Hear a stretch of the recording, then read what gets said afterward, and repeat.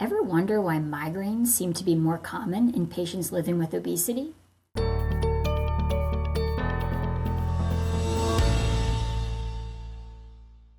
Hello everyone and welcome. My name is Karissa Thal and I'm going to be presenting today on migraine and obesity. In my clinical practice, I treat both of these conditions on a regular basis. The first question I'm sure many of you have is, what is migraine? And second, how is it diagnosed? Broadly speaking, there are two halves to the nervous system, motor and sensory. The motor nervous system governs movement. It allows us to run, kick, jump. The sensory nervous system governs sensation. Migraine is an inherited disorder of sensory processing by the nervous system. It's characterized by attacks, including a variety of neurological and gastrointestinal symptoms that may or may not be associated with a severe headache. The neurologic symptoms may include sensory problems such as light or sound sensitivity, vestibular issues, our centers for balance and equilibrium, and even cognitive disturbances such as brain fog. Now, I'm sure many of you have been taught migraine equals really bad headache. However, in reality, all of those symptoms, the light sensitivity, the sound sensitivity, the nausea, the imbalance, they're just as much migraine as is the headache. In fact, some patients don't even report the headache to be their most bothersome symptom. As a physician, I cannot order blood work or even a brain image to confirm a diagnosis of migraine in my patients. There is no way to test for this disease. It's what we call a clinical diagnosis. It's based on what happens when the patients have an attack and how they describe those characteristics to us. Now, fortunately, there are a set of published diagnostic criteria that we use to help patients, and I have those displayed here on the slide. With much study and research, we now understand migraine to be a phasic illness. Some patients may experience all of these phases, while others may experience only some. I'm going to start describing the prodromal phase, which happens hours to days sometimes before the actual headache sets in.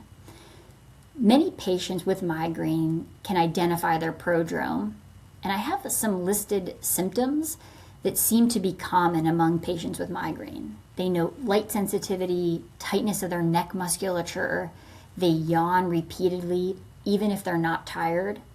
They have food cravings, particularly for something sweet or carbohydrate rich. They may have difficulty concentrating, having to read the same line in the email over and over again to understand or absorb it, trouble falling asleep at night, and even having an increased need to urinate. One myth is that in order for a headache to be a migraine, it must be preceded by an aura. However, in reality, only about 25 to 30% of patients with migraine ever experience an aura. If it were to occur, it would be in the 5 to 60 minutes before the headache sets in. There are many different types of auras. The most common is visual, and I have a typical visual aura pictured in the bottom of the slide. Auras can also be sensory in nature and even verbal.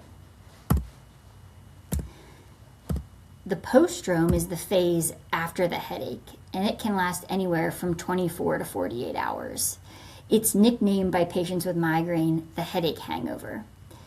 The symptoms include fatigue or mood changes, and that can be depression, like low mood, or even excitement and euphoria. I would caution patients into pushing through this phase. If you don't give your body the necessary time to recover, it actually increases your risk of subsequently having a future attack.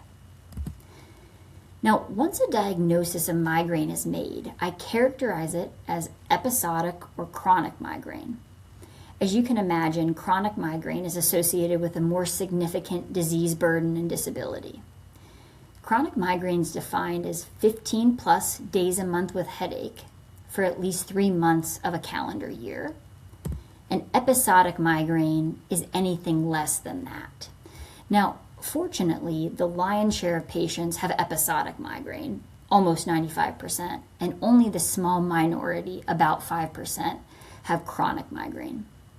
It's important to remember, even though we break migraine down to episodic or chronic, it is a chronic illness to which there is no cure.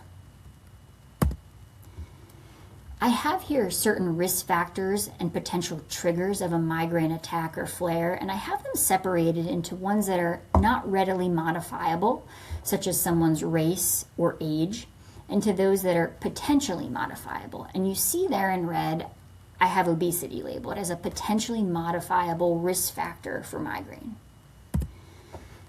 I want to first go over how common a problem migraine is. There's 1 billion people living on this earth with migraine.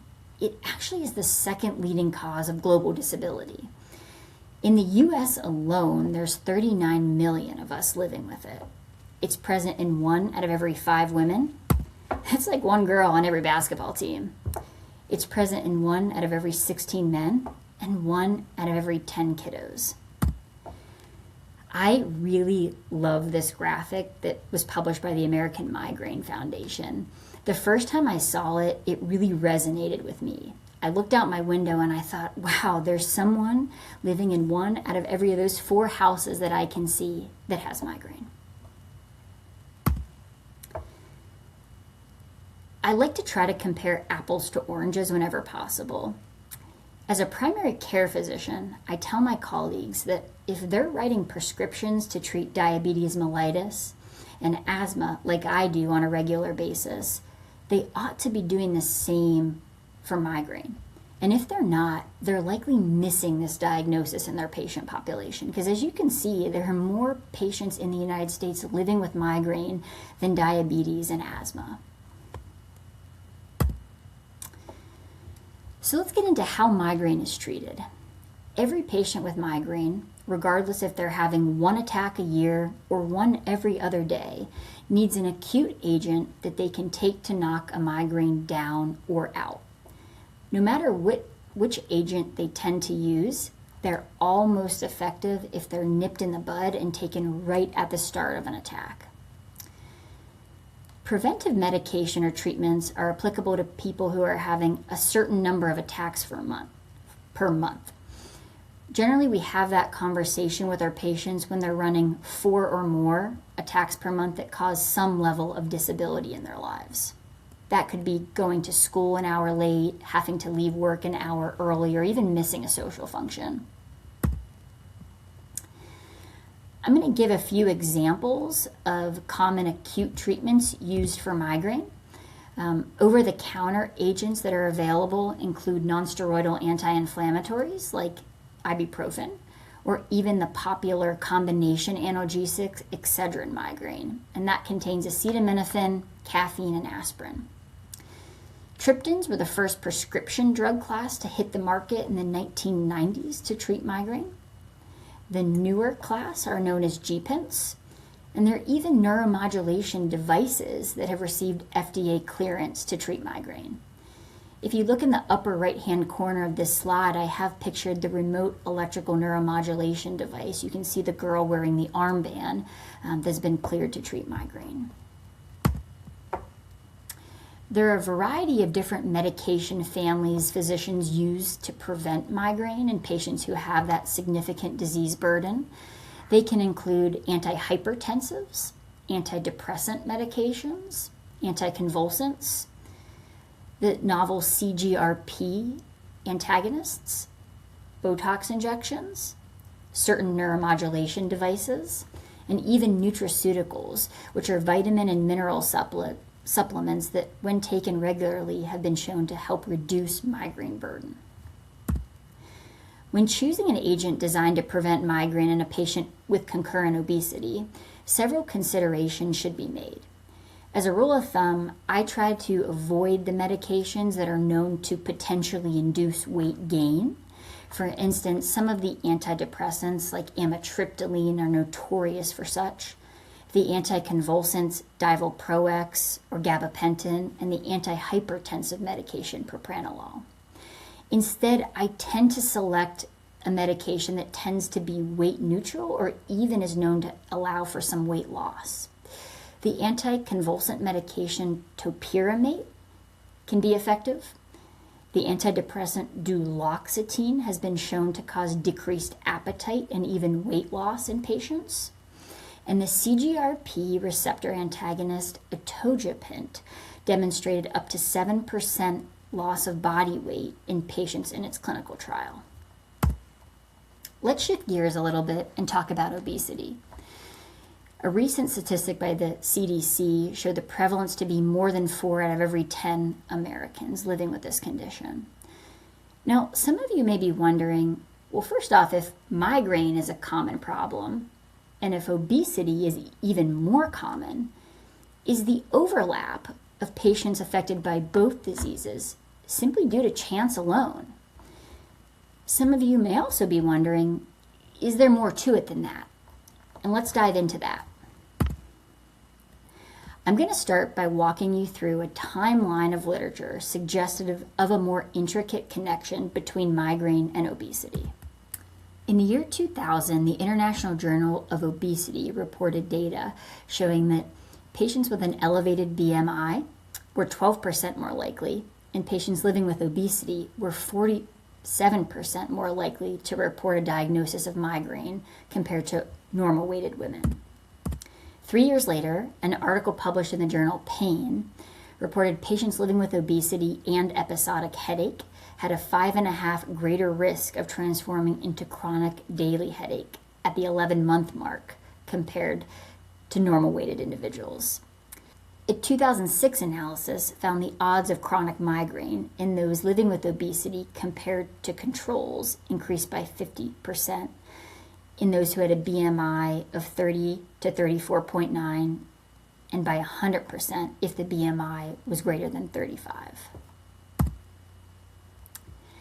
I have here graphs from a study published in 2010 showing the prevalence of migraine in reproductive age individuals living with obesity. The two graphs are separated according to gender, women, and men. In each of these graphs, the x-axis, which runs horizontally, depicts the patient's age in years, and the y-axis is the percent of those living with migraine. Patients whose BMI was greater than 30 are going to be the solid yellow line, and patients with a BMI under 30 are depicted by the dotted line. What you can see or infer from these graphs is that younger patients living with obesity, i.e. those less than 55 years old, showed increased odds of migraine in both genders. However, older patients living with obesity showed no increased odds of a diagnosis of migraine. A 2013 cross-sectional analysis of more than 3,800 subjects reported patients living with obesity had an 81% increased risk of episodic migraine as compared to those who have a normal body weight. A 2014 systematic review found the majority of studies analyzed within it demonstrated a significant association between migraine and obesity. A 2022 meta-analysis demonstrated a 28% increased risk of migraine in those living with obesity. In fact, the lowest risk of migraine was observed in patients who had a BMI at about 20. So it's hard to talk about obesity without diving into exercise and diet, right? I want to remind our listeners that during an acute migraine attack, physical activity is often avoided by patients because it makes their head pain worse. However, if done regularly, both aerobic and strength training exercise has been shown to be protective in reducing migraine attack frequency, duration, and even severity. The opposite has also been found to be true. One study reported that in individuals getting less than 3 hours of physical activity per month had a 21% increased risk of their migraine attacks.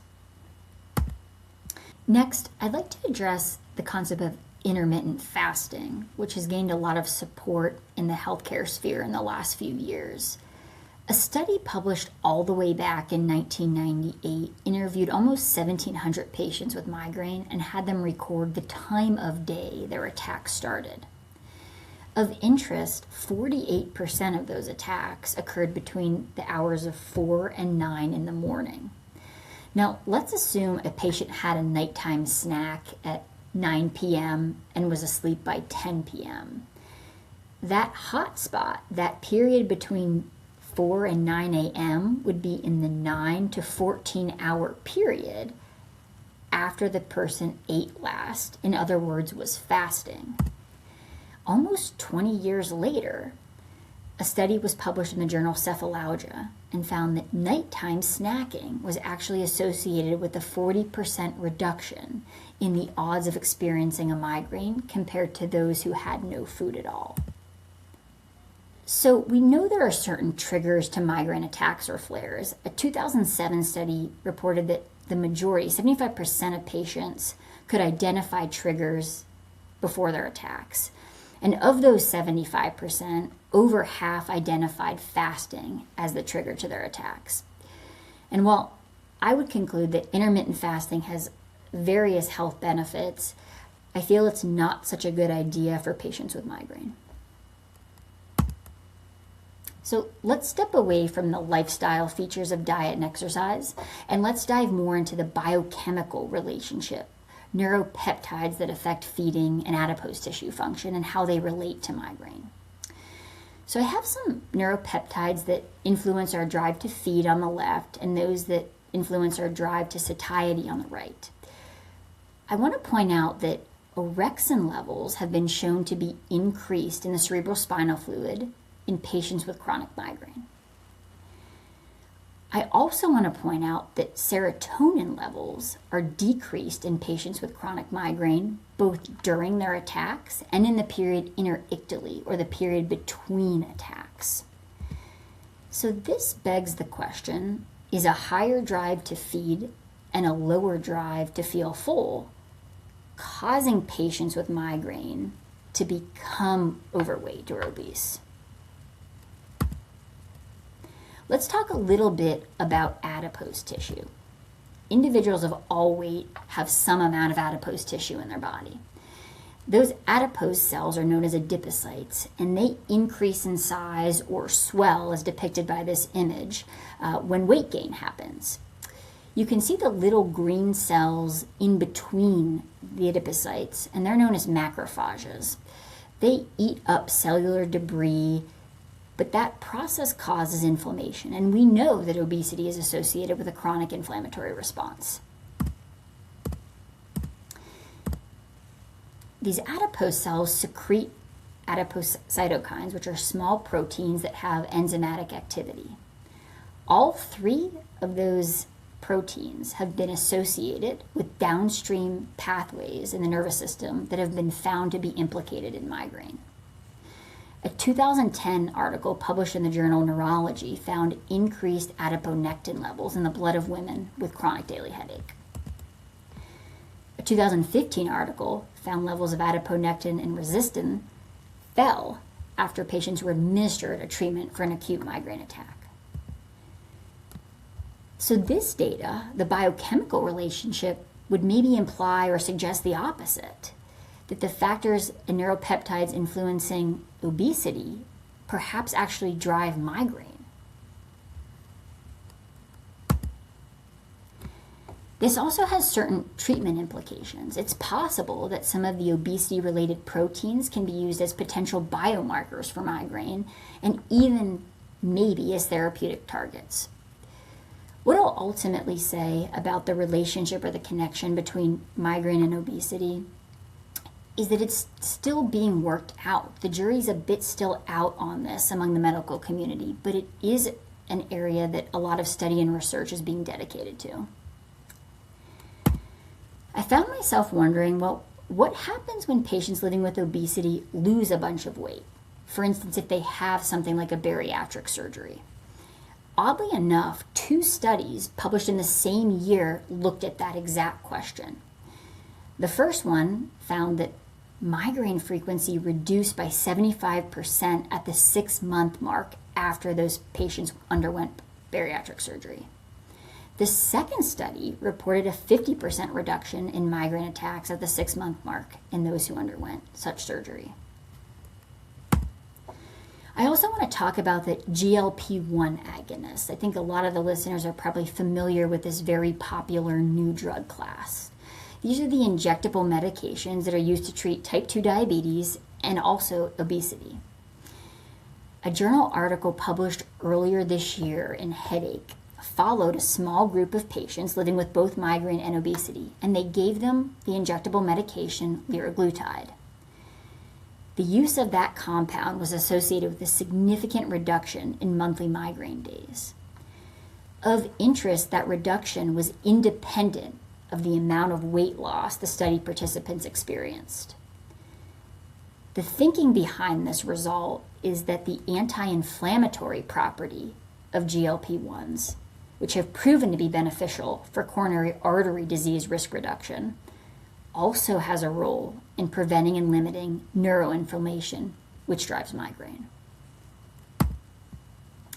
I want to make sure our listeners have a couple other good resources to read and learn more about migraine. I would encourage you to check out those links below. And here are my references.